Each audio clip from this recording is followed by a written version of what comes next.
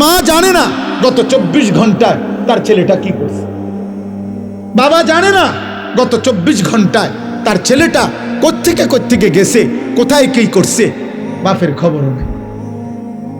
এভাবে তো মানুষ গড়ে না রে বাবা,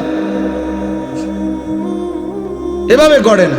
আমার আম্মার বয়স 75 বছর, আমার মা অসুস্থ দুর্বল মা আমার, আলহামদুলিল্লাহ আমার সেই মা আজও এই 75 বছর বয়সেও যখনই মার সাথে কথা বলি, মা জিজ্ঞেস করে ফুত নামাজ পড়ছ?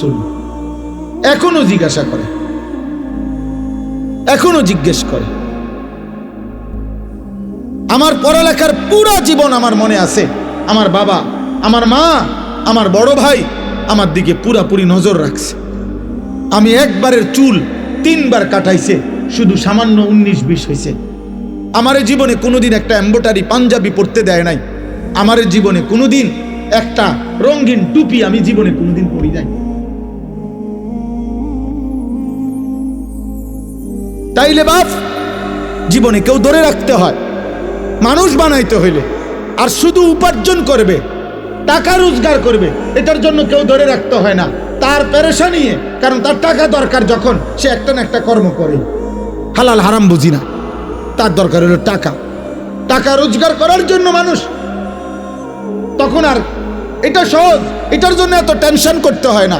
আমনে মরে গেলে আমনের ফুতে টাকা রোজগার করবেনি না, অভাব তাকে উপার্জন করাইতে বাধ্য করবে, প্রয়োজন তাকে উপার্জন করাইতে বাধ্য করবে, সে কর্ম করবেই, কারণ তার তো টাকা দরকার।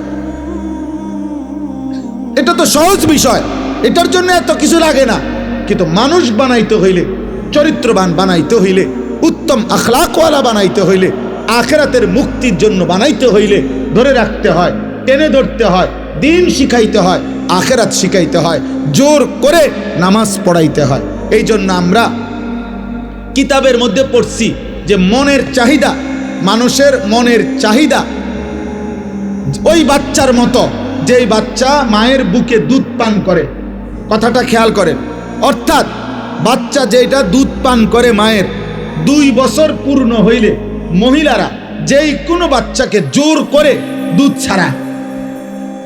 অর্থাৎ এটার জন্য বাচ্চা অনেক কাঁদে, চিৎকার করে, কান্নাকাটি করে, কিন্তু 2 বছর পূর্ণ হইলে মহিলারা বুকের দুধ ছাড়ায়। অর্থাৎ বাচ্চারা আর কোনোভাবে দুধ পান করতে দেয় না।